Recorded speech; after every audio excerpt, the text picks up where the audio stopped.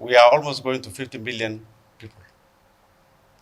And these 50 million people requires animals source protein food, which comes from our livestock.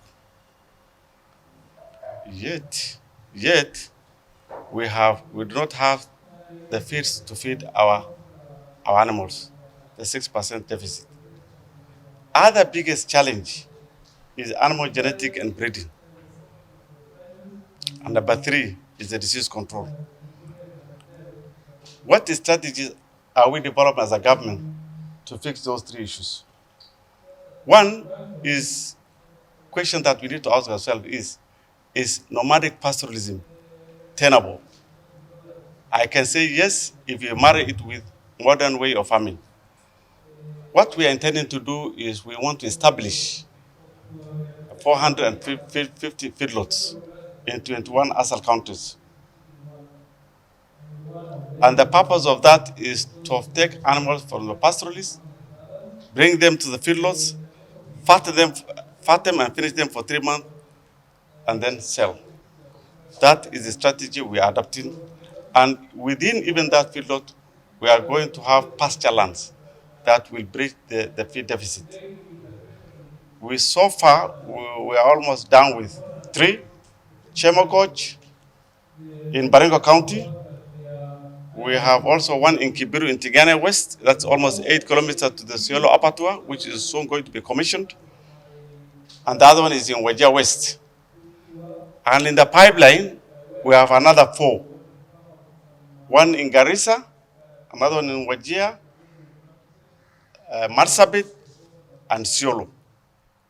So out of the 450, we already have 4 in the pipeline.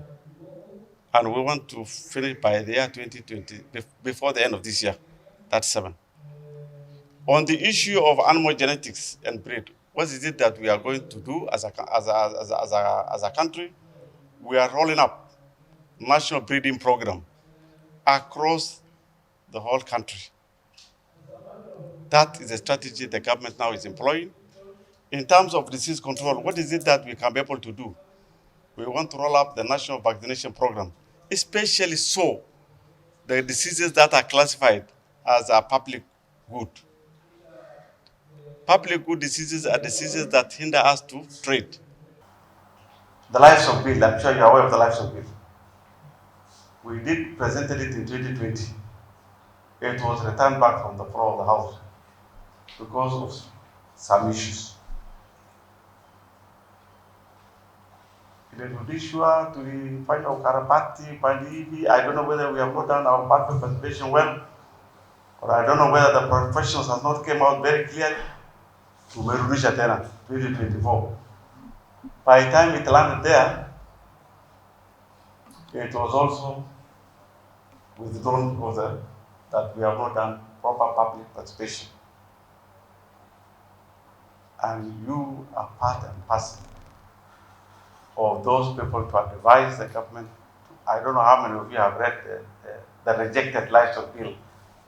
We need to be heard as Grassland and Regional Society of Kenya. I wish to emphasize that as a society, we are putting a lot of emphasis in professional development, because professional capacity and technical capacity is what the country requires to move to the next level.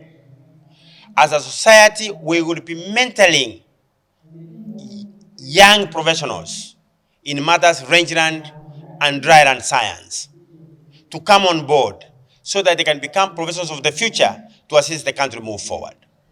It is in that respect that the society, working closely with the ministry and working together with the University of Nairobi, we have come up with a very good program for undergraduate studies, the Dryland Sustainability Science and Technology.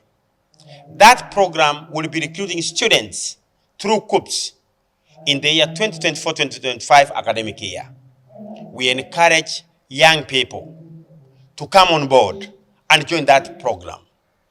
The Grasslands and Rangelands Society of Kenya is a multidisciplinary society that brings together researchers from KALRO, academicians from the University of Nairobi and other universities, Government of Kenya through the State Department for Livestock Development, county government through the county officers who are representing GRASC in the counties, and also the community groups.